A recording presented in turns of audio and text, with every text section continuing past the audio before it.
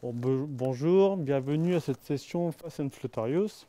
Donc tout d'abord, je vais me présenter. Moi, je m'appelle Mehdi Slimani, je suis expert autour des technologies mobilité chez Inet Conseil, Inet Group.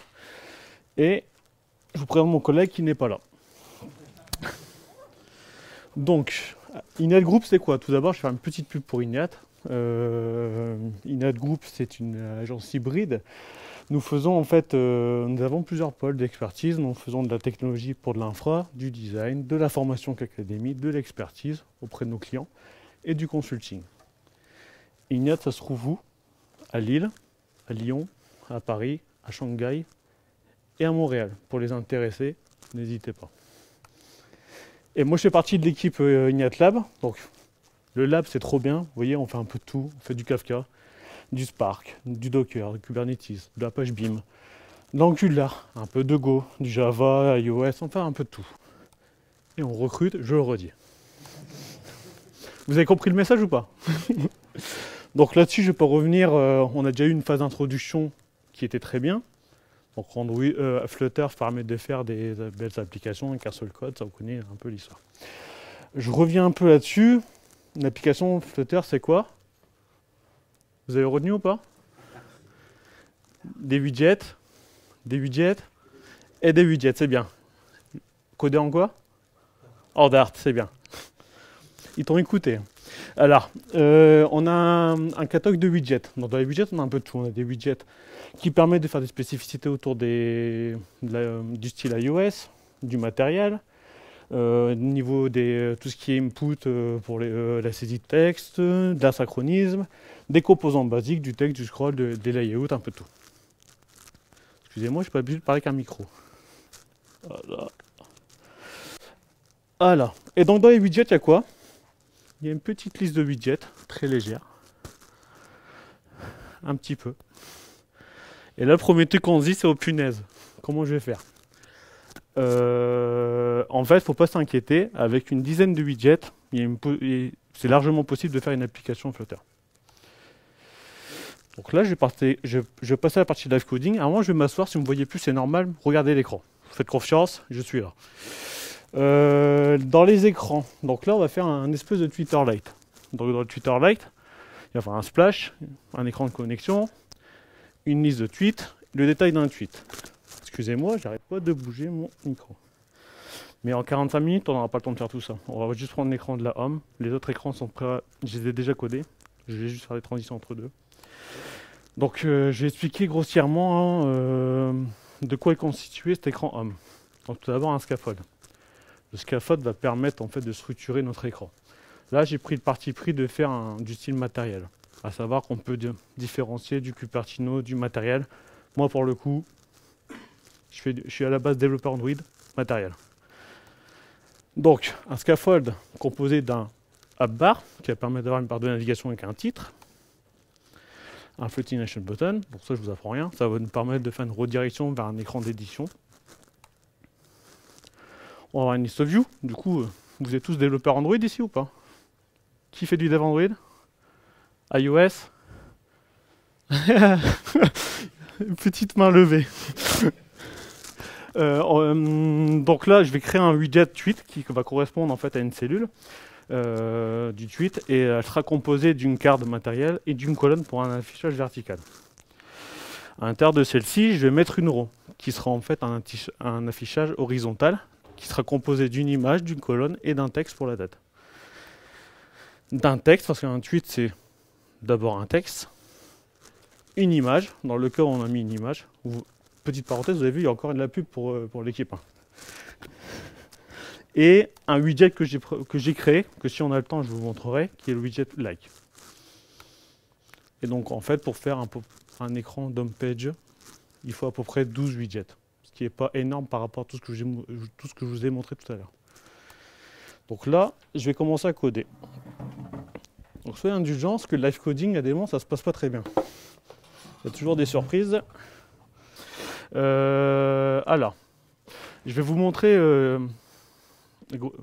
on va dire, je vais faire vite un aperçu sur le projet. Alors tout d'abord, il y a un fichier postspec Alors pour ceux qui connaissent, c'est un peu l'équivalent d'un Gradle sur Android, d'un package JSON pour les développeurs web. Et sur iOS, ça n'existe pas vraiment comme ça.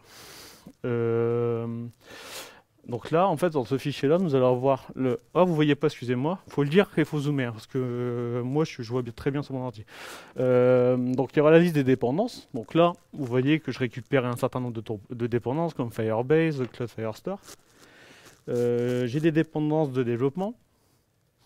Ça peut arriver par exemple dans le cas où vous avez besoin d'annotation, comme l'équivalent d'annotation processing ou de librairie qui sert juste pour le développement. Un fichier de description pour une DSL de description pour Flutter. Donc là, par exemple, pour indiquer vos assets, pour mettre vos images, indiquer si on utilise le matériel, si on utilise des fontes spécialisées. Puis, nous avons deux projets plus ou moins vides. En fait, on a un projet à la génération, un projet Android iOS, qui va, je vais vous le montrer, parce que globalement, on n'a que des développeurs Android ici, qui sera en fait, je ne suis pas dans Android Studio, je suis dans IntelliJ, du coup, il y a un peu de rouge. Et c'est pareil sur iOS, en fait, c'est juste une coquille vide qui va venir charger le code. Vous voyez pas dans le fond? Hop. Par contre, quand je vais coder, ça sera difficile, hein, comme ça. Donc, en fait, c'est juste une activité qui va venir charger le code Dart, grossièrement. Puis vous avez, je vais tout fermer. Puis vous avez pareil pour iOS, je ne vais pas rentrer dedans. Et un fichier main qui va lancer une fonction main. Et dans cette fonction main, en fait, par défaut, je vais appeler la fonction run app qui va, elle, lancer un widget, que je ne vais pas rentrer dans le détail pour l'instant. Donc, je vais vous faire une première compilation. Voilà. Vous voyez un peu Vous voyez ici ou pas? Vous arrivez à percevoir des choses? Pour l'instant, pas du tout. Ça va arriver. Alors, je vais aller sur mon écran homepage. Donc la homepage, c'est ça. Vous voyez ici ou pas du tout? Un peu? Donc là, pour l'instant, j'ai un widget, ça correspond à l'écran en question, qui est une fonction build, dans laquelle je vais venir lui construire l'écran. Donc là, premièrement, tout à l'heure, on a vu qu'on a parlé de hot reload. J'ai modifié le code, normalement il est censé se rafraîchir assez vite. Donc là, welcome, je vais mettre l'île, je vais enregistrer, 1, 2, ça s'est affiché. Je vais changer, j'ai enregistré, ça a changé. Donc dans les phases de développement, on va gagner du temps. Donc là, je vais commencer à faire mon écran. Donc mon écran, on avait dit, attendez, hop, on commence par un scaffold. Donc là, j'arrive sur un écran blanc. Mon écran est constitué d'une appbar.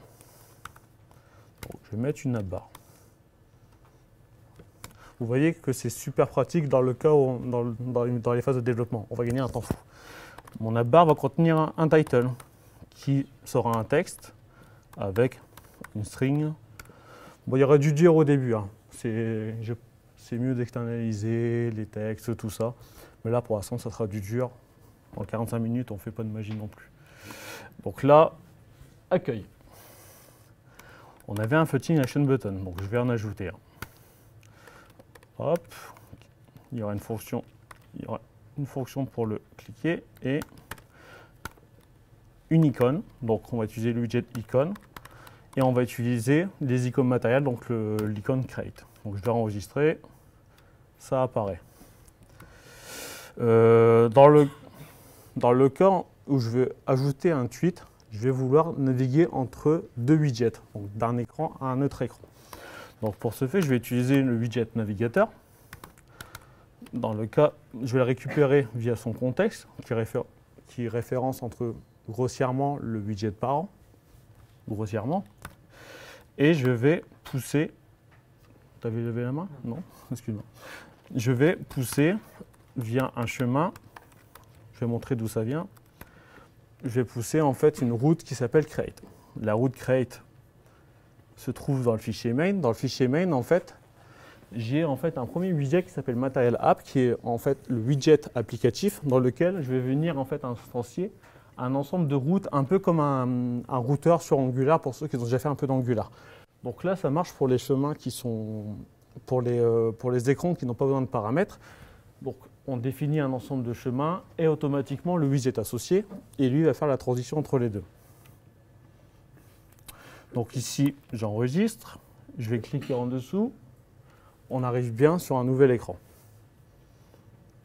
Donc là, bien sûr, l'écran, je l'ai déjà préparé. Donc là, on va commencer à remplir avec un nombre de tweets. J'en ai pas parlé, en fait, pour la récupération des données. Je vais utiliser Firebase, je vais utiliser plutôt Firestore. Et dans Firestore, j'ai une collection de tweets avec un ensemble de messages qui contiennent en fait des informations comme le compte en question, le contenu, quand ça a été créé, le tweet, une image, le nombre de likes, etc. Donc je vais utiliser Firebase pour récupérer des données et les afficher. Donc premièrement, je vais faire le contenu. Donc dans le scaffold, on a un body. Dans le body, je vais utiliser un widget qui s'appelle Stream Builder qui va permettre à partir d'un stream qu'on a vu tout à l'heure, qui est en fait un objet qui vous renvoie des informations au fur et à mesure. On va récupérer, à partir d'un stream, on va récupérer à chaque fois les événements envoyés et afficher le contenu qui correspond à la liste des tweets. Hop. Alors, le stream en question. Le stream, donc j'ai créé un premier.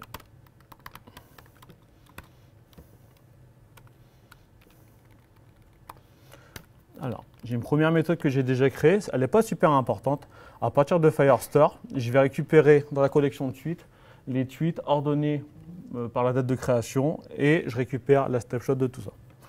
Donc, je reviens dans ma home page. Je vais construire, du coup, à chaque événement, je vais construire le contenu. Donc, build context, le contexte, Axim snapshot, qui correspond en fait à l'objet qui va contenir la donnée, si elle est chargée ou pas, ou s'il y a une erreur, qui va prendre une query snapshot, voilà, non, snapshot, voilà. Dans le cas, je ne fais pas le code le plus parfait impossible. Dans le cas, la snapshot, elle n'a pas de données. Si elle n'a pas de données, je vais retourner un texte id loading, sinon un to-do. Donc là, je vais enregistrer. Hop, je fais un peu de place. Voilà, alors pour l'instant, on a un loading. Loading. Je vais mettre. Non, c'était to-do. J'ai copié-collé. C'est tout. Voilà. Donc là, premièrement, première chose que je vais faire, je vais récupérer les documents en question. Donc final, document est égal à la snapshot, point data, point document. Donc ici, on aura des documents. Dans les documents en question, je vais afficher le nombre d'éléments. Donc là, si on revient sur Firebase, c'est pas cet écran-là. Fermez les yeux 2 secondes. Non, c'est bon. On doit avoir 1, 2, 3, 4, 5, 6, 8. Donc la taille de mon tableau doit être de 6. Vous voyez un petit peu ou pas? Sinon, faites confiance, c'est marqué to do 6. C'est là. Alors, je vais commencer à remplir le contenu. Donc pour remplir le contenu, je vais faire une list view. Donc une list view, je vais commencer à la remplir via un builder. Donc, alors, hop, on va réindenter. Donc la taille du tableau. Donc la taille du tableau, c'est document.net. Je vais afficher le contenu. Donc un contexte et un index. À l'intérieur, item à la position index. Donc là, on est censé avoir 6 cellules, 6 textes. Donc là, on voit que ça marche bien. Mais là, ça commence à s'imbriquer, ça commence à être un peu moche. Donc on va faire un widget dédié pour la cellule. Donc ici, je vais faire un premier widget qui s'appelle tweet, qui est vide, qui est là. Donc, je vais enregistrer. Donc on voit bien qu'il a pris le contenu. Ce widget-là, je vais lui ajouter 2 paramètres l'ID du document et le contenu. À savoir que là, dans ce que je vais utiliser beaucoup de maps dans un vrai projet, faites des modèles. Ça en mode brouillon, je vais manipuler des maps avec des clés. Faites pas comme moi. En Dart, il y a tout pour faire des modèles, de générer le code qui permet de sérialiser, désérialiser, un peu comme l'intention processing en Java. Vous avez plein de librairies pour ça. Là, pour l'instant, moi, pour la démo, je vais utiliser des maps, c'est plus simple et c'est plus facile à comprendre. Donc, je vais lui donner le document. Donc, le document, alors je vais faire deux variables ici quand même. Donc, le document, c'est égal à document à la position donnée. Sur ce document-là, je vais lui donner je vais instancier un ID. Hop. Document ID, je vais faire pareil avec la date. Hop. Voilà. Et donc ici, hop, la suite, ce sera la donnée avec la donnée qui est là. Voilà. Donc, je vais venir ici. J'ai remis les propriétés qui sont là en pense-bête.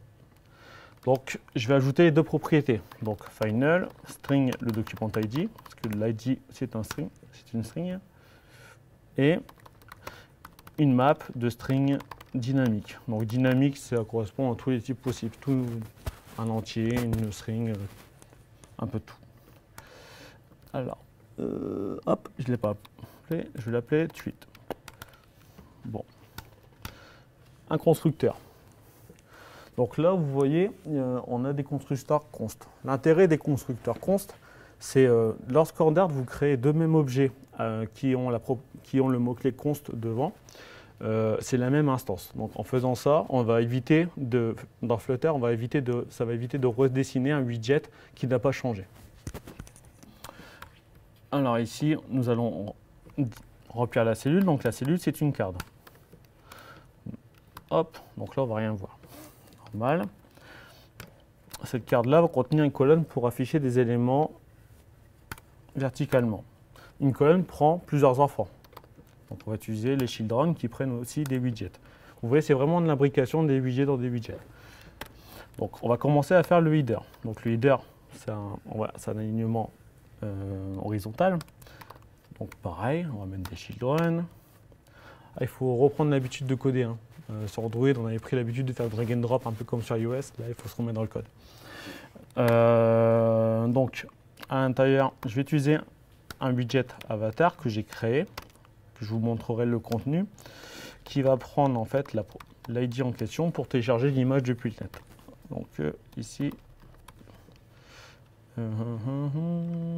user ID. Hop, est-ce que j'ai un premier rendu qui est bon? Des avatars, est-ce qu'il télécharge les images? Super.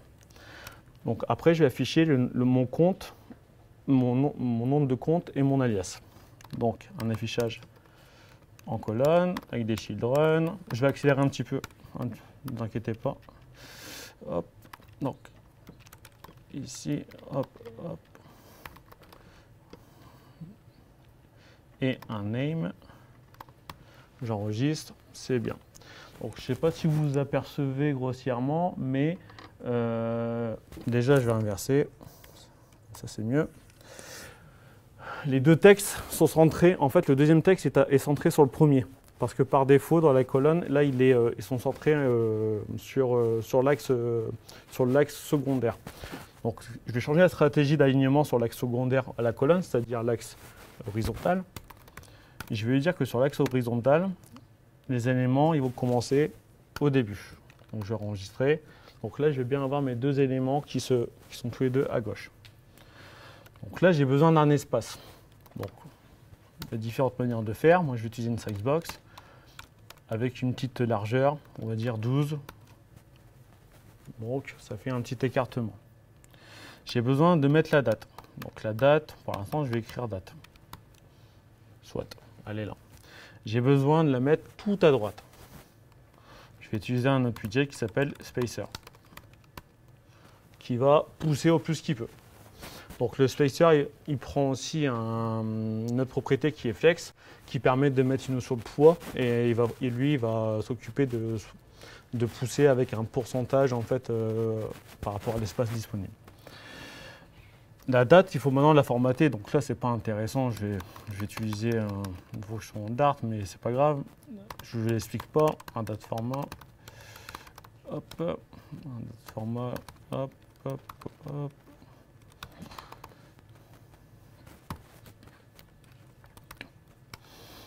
Donc, 10.8. Ça va pour l'instant, j'ai pas d'effet démo. Ça se passe bien.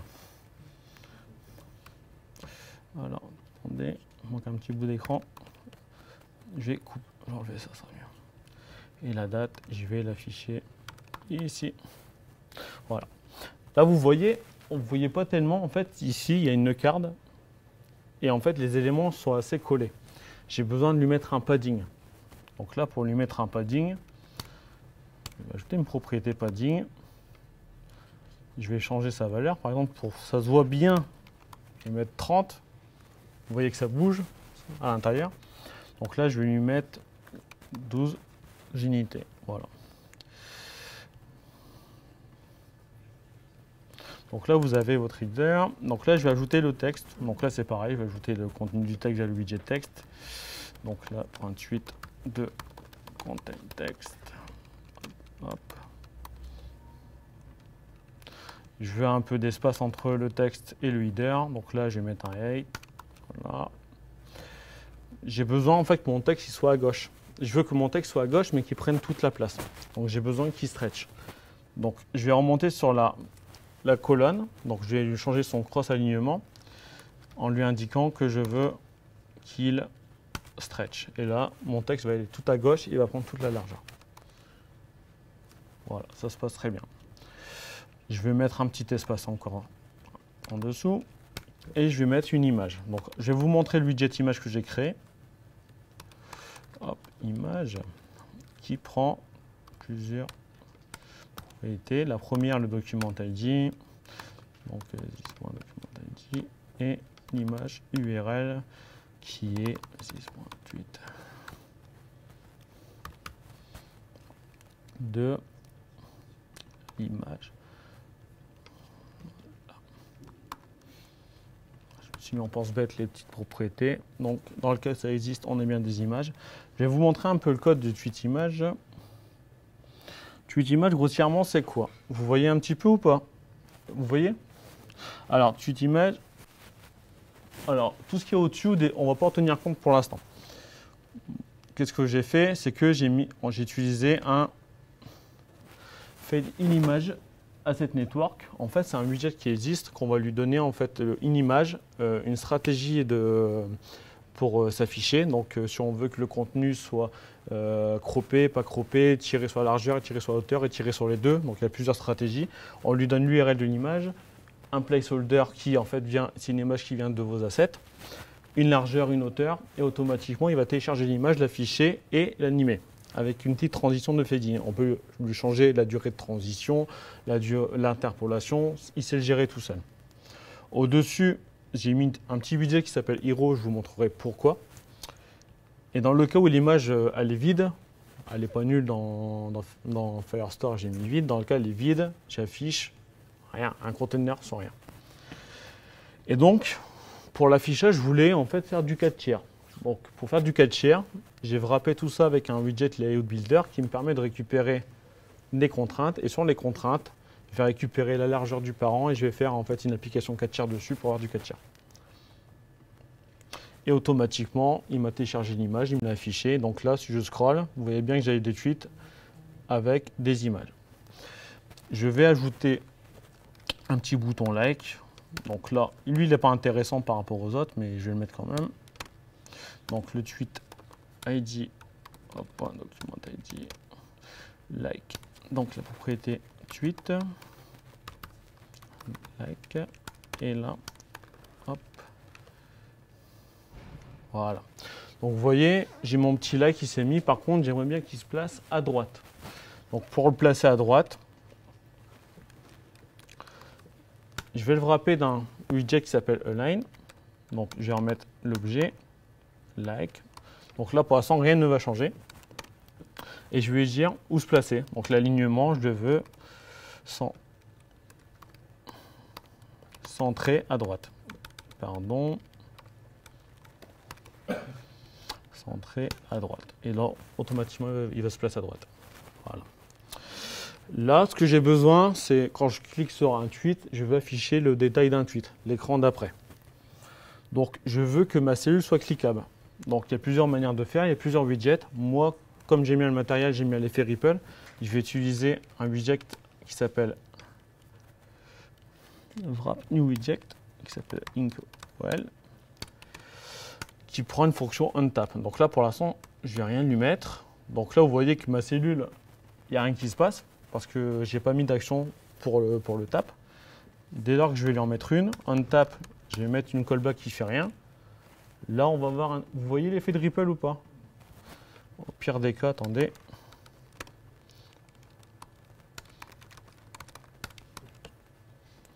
Là, normalement, vous voyez. Voilà. Donc, je ne vais pas faire mon cracra, je vais quand même déporter la stratégie du clic à l'écran qui va intégrer cette cellule. Donc, ici, je vais mettre un tap, hop, qui va être là. Donc là, normalement, si on veut bien faire les choses, on dit que lui, je le veux absolument require. Lui, je le veux. Lui, pas forcément, pour des raisons, parce que j'ai envie.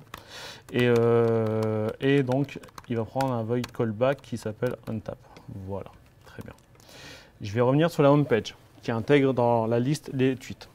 Donc là, pour vous montrer les require, @require que j'ai mis, si je ne mets pas une propriété qui est require, il vous met un petit warning qui vous dit il faut absolument le mettre. Donc je vais le rajouter, donc le jaune disparaît. Untap. Donc dans le cas où je tape, je veux rediriger sur l'écran détail. Donc ça c'est pareil, c'est un widget que j'ai déjà créé. Alors, push du contexte et la route. Donc là j'ai fait une petite variable au-dessus pour que ça soit un peu plus clair, vous allez voir pourquoi. Donc je vais faire un matériel page route. Ce matériel page route, il va prendre un builder. Donc là, un contexte. Et lui, je vais lui donner le widget qui correspond à la page d'après. Donc mon widget en question, c'est detail page. Hop. Attendez, parce que l'écran est passé large. Voilà. Donc lui, il va prendre deux propriétés. Donc, attendez.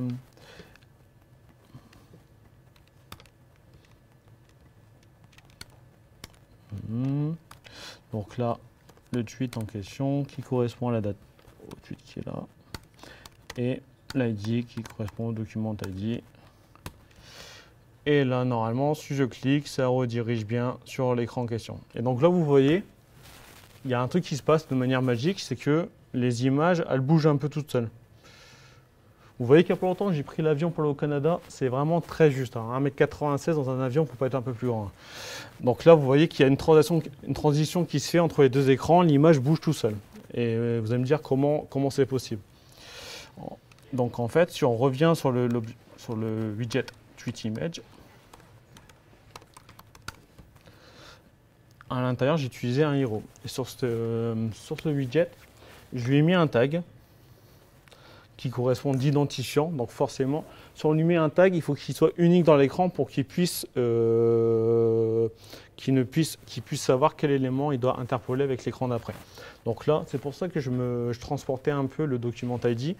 Donc j'ai fait une concaténation de document ID underscore l'URL de l'image. Là, je suis quasiment sûr que c'est unique. Sur l'écran d'après, j'utilise le même widget. Et donc, comment ça se passe? C'est qu'il y a le premier écran, le deuxième.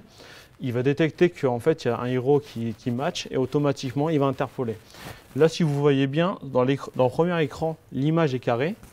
Dans le deuxième écran, l'image se trouve autre part, est arrondie et il interpole tout seul. Donc, si vous changez les bordures, vous changez les couleurs, vous changez la taille, la hauteur, tout ça, il va interpoler. Et donc, pour vous montrer que ce n'est pas du faux quand même, je vais me mettre en haut, je l'ai sur mon téléphone, donc je vais tweeter un petit coup. Ici. Comme je ne suis pas organisé, je ne l'ai pas lancé.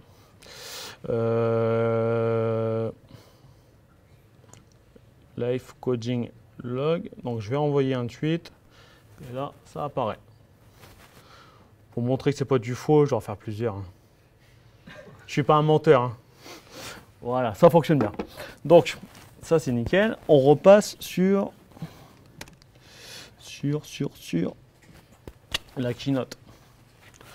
Donc, on l'a parlé tout à l'heure, mais une application multiplateforme. Donc là, j'ai fait une application Android iOS, mais on pourrait aussi bien faire une application qui tourne sur Windows, sur Linux, sur Fuchsia, sur macOS, je crois que je l'ai déjà dit. Et le web, ça on l'a dit, c'est parce qu'en fait, je vous explique, c'est un slide que j'aurais dû enlever. Et voilà, c'est terminé pour moi. Merci à mon collègue qui n'est pas venu également. Et voilà, n'hésitez pas si vous avez des questions. Je suis disponible sur les réseaux sociaux, donc Twitter. Si vous avez des questions sur Flutter, il n'y a pas de problème. C'est tout pour moi.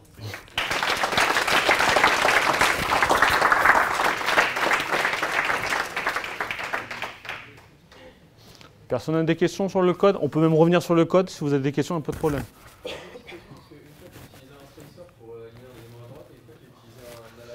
Ouais. Alors, le align, c'est parce que si je te fais des gestes, tu vas rien comprendre. Alors, si je reviens sur... On a encore un peu de temps? Ouais. Alors, c'était où? C'était... Voilà. Premièrement, on va revenir sur le tweet. Donc, le tweet ici, je préfère, là, on a une row. Donc, c'est horizontal. Donc, si j'empile les éléments, ça va les empiler de gauche à droite. Moi, ce que j'ai besoin, c'est sur cet axe principal, je voulais en fait qu'il aille tout à droite, donc je voulais un espace qui pousse tout ce qui se trouve après. Donc, j'ai utilisé un spacer, car en fait, le spacer, c'est un widget qui va venir mettre un poids et il va venir tout pousser sur l'axe principal. Contrairement au align, le align, en fait, si tu regardes bien, je suis dans le widget colonne, donc vertical, et je veux l'aligner par rapport au cross. Et donc par rapport au cross, j'utilise le align qui va permettre de changer la stratégie. J'aurais pu aussi bien appliquer une stratégie cross dans le parent du dessus, mais du coup ça va l'appliquer pour tous les enfants. Moi je voulais une stratégie spécialement sur le like, donc je l'ai wrappé d'un align. Voilà pourquoi j'ai utilisé un coup un spacer et un align. D'autres questions? Est-ce qu'il y a un concept de cycle de vie? Oui, il y a des méthodes. Le cycle de vie n'est pas aussi lourd que sur Android ou qu'un fragment. C'est plus simple. Et pourquoi? C'est parce qu'en fait, on peut redessiner l'écran plusieurs fois. Il ne va pas forcément redessiner chacun des widgets. Donc le cycle de vie il est plus simple. Ça va dépendre du widget, s'il est stateless ou stateful. Mais en tout cas, dans un widget qui est stateful, tu auras un ensemble de méthodes. Tu auras une méthode qui permet d'initialiser ton état, une méthode qui permet de, quand tu reviens, quand tu vas le relancer, quand tu vas le rebuilder. Donc tu peux même rebuilder à outrance on va dire ton widget. Je ne te le conseille pas, mais si jamais tu le faisais, il ne va pas forcément tout redessiner à cause des widgets en fait, qui sont const. Il ne va pas forcément tout redessiner. Ça va dépendre des cas. Mais tu as un cycle de vie, entre guillemets, mais pas aussi complexe que sur Android. Okay. C'est plus simple de gérer le cycle de vie sur une application Flutter que sur une application Android avec des fragments, des activités qui ont chacun leur méthode. Je trouve ça plus simple, en tout cas.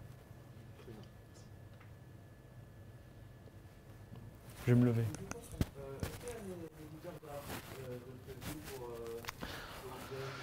Éditeur graphique, il y a un truc sur le net, mais bon, c'est pas officiel.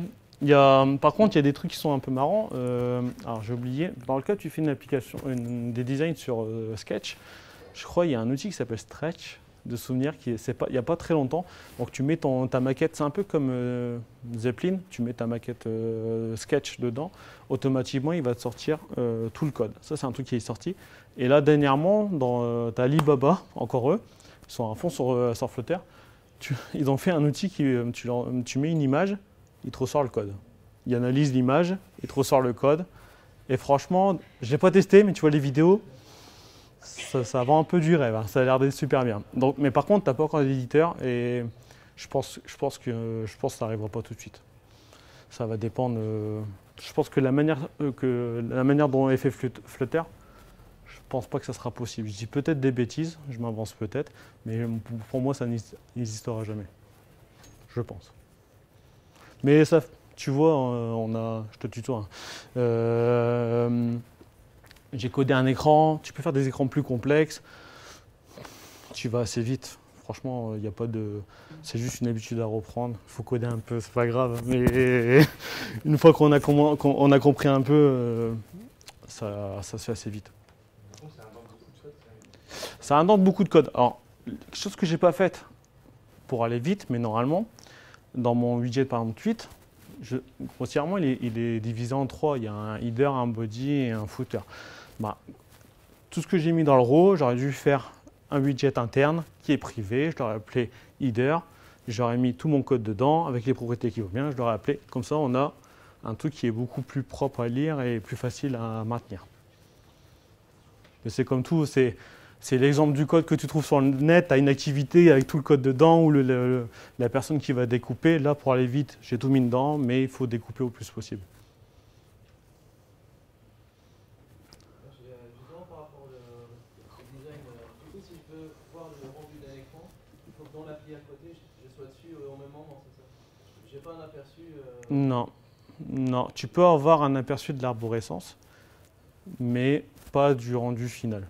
Mais de toute façon, tu vois, tu enregistres, ça va assez vite. Sur Android, en fait, tu fais l'Android? Tu as pris l'habitude d'avoir la preview, et heureusement, parce que s'il fallait attendre 2 minutes avant de voir que le rendu, là, tu enregistres, ça se modifie directement, tu n'as pas cette problématique-là. C'est aussi rapide avec directement sur un device plutôt qu'un émulateur? C'est pareil. C'est pareil. Et là, normalement, j'avais un petit simulateur. J'ai un Android. Oh là. Attendez. Généralement, il faut faire ça et ça, si vous avez le problème. Vous avez déjà vu ça, ce problème-là ou pas? Dans le cas où vous changez d'écran, il la zoome un peu, vous faites une rotation et ça revient normal. Alors, là. Donc là, la première compile, c'est comme sur Android. On va rentrer dans une compilation. Il y a Gradle qui va faire toutes ces tâches.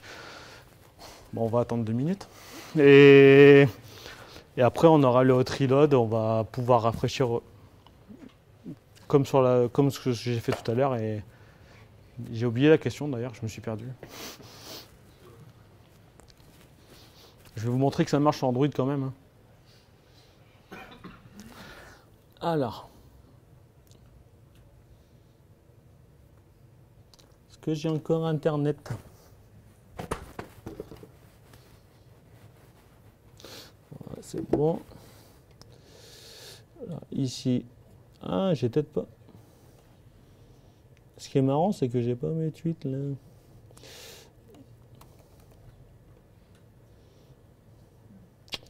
Je suis pas sûr que j'ai Internet. Attendez. Je vais le couper.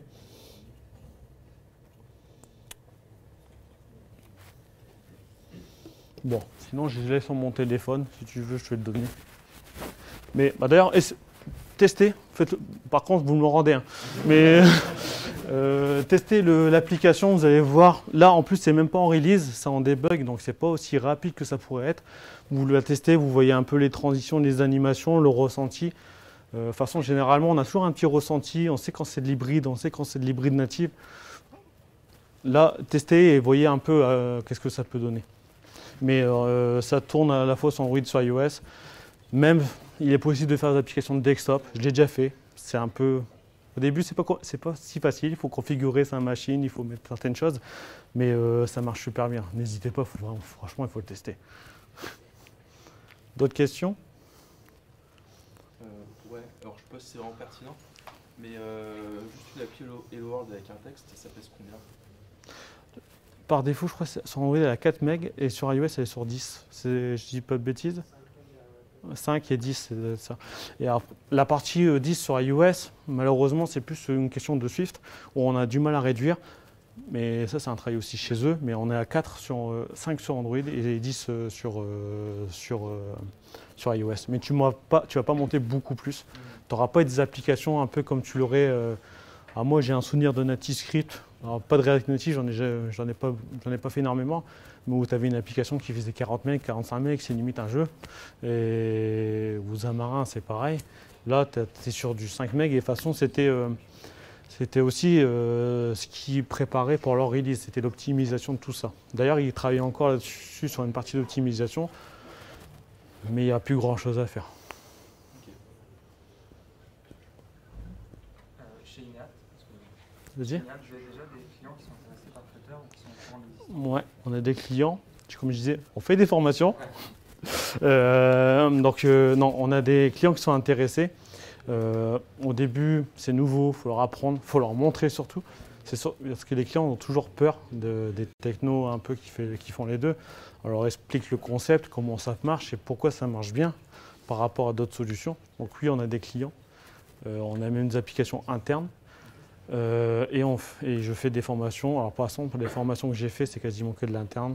Donc là, on va commencer. On a des intéressés, des clients finaux qui sont intéressés. Mais oui, on a des. Et d'ailleurs, on le propose. Ça va dépendre des projets. Si le projet, la personne, elle veut juste un truc, elle vient de définir, une petite application de tablette, iPad. Donc on a fait une application classique, mais quand des applications multiplateformes, si ça s'y prête bien, et ça s'y prête à 98% des cas, on le pousse. Voilà. Et on n'a pas eu de mal à convertir les développeurs là-dessus. Le code généré, il y a un dossier Android, un dossier iOS, avec besoin de code qu'on peut lire. Alors, le code Dart, si tu fais une release, tu vas l'ouvrir, tu vas trouver. Tu as déjà fait un peu des trucs en C? Bah, grossièrement, tu vas avoir une librairie, comme si tu avais une librairie avec un point SO. Voilà. Comme si tu avais fait un truc un langage machine. Et c'est ce qu'il disait en fait, bas niveau, optimisé. Donc en fait, tu vas retrouver plusieurs répertoires d'architecture, ARM, ARM Socket, du V7, je ne sais plus s'il y a du V7, mais tu vois, tu vas retrouver plusieurs architectures avec ton binaire dedans. Et forcément, c'est optimisé parce que c'est lié à la plateforme. Ça sera au moins 20 fois. Je crois que c'est 20 fois plus rapide de souvenir par rapport à du debug. Donc, tu n'auras pas du code en clair, par contre, tu auras un binaire. Comme si tu avais fait en fait un peu de GNI en fait, avec une couche en C++. Et Il crée tous les fichiers spécifiques en Android, par exemple, c'est signer le package, etc. Sans faire une release. quand tu fais une release, en fait, il y avait deux répertoires. En fait, tu avais deux structures. Tu avais deux répertoires avec le projet Android classique. Et donc, quand tu fais en fait un build avec Gradle, c'est du build avec Gradle. Donc, c'est une configuration Gradle avec le package, tout ça. Et lui, il te fait de manière classique en fait une release.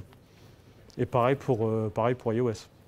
Tu as ton Xcode proche, ton workspace, tu auras ton pod et tout ça, tu auras tout ce qui va bien et tu mets ton model ID, ton package name et c'est tout, quoi. De toute façon, au début, avec le CLI, il te demande les informations et quand tu vas créer le projet, il va le générer pour toi. Il va tout configurer. Si tu as besoin vraiment de rajouter, c'est le cas d'Android, par exemple, si on fait de la map ou quoi, il faut rajouter, même pour Firebase, les Play Services, tout ça. Tu vas dans le build.gradle et là, c'est pareil. C'est bon pour tout le monde? Encore? Par rapport à la liste vue, enfin l'équivalent de la liste vue, est-ce qu'il y a un recyclage qui est géré en natif ou toujours l'introduction? C'est pas. En fait, ce que je disais tout à l'heure, c'est tu as les widgets qui sont là, qui se redessinent assez vite. Mais en plus de ça, tu as les constructeurs que tu peux mettre en const. Donc si tu le rappelles, c'est exactement le même. Il ne va pas le redessiner, même quand tu es en train de scroller, quand tu es en train de. Donc c'est pas le même principe que tu as l'habitude de voir sur Android. Le système est optimisé pour le dessin et tu n'auras pas ces problématiques de recyclage un peu comme tu pourrais le faire. Il y a une vidéo de. Comment il s'appelle? Qui explique dans Flutter Paris, là.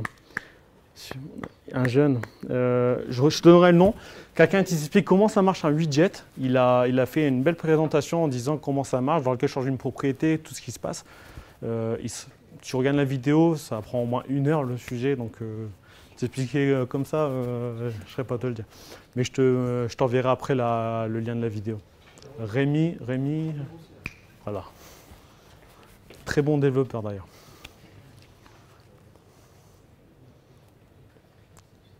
Je crois que les gens sont soif, non? Plus de questions encore? Comme vous voulez. Hein. C'est bon, je pense que c'est bon.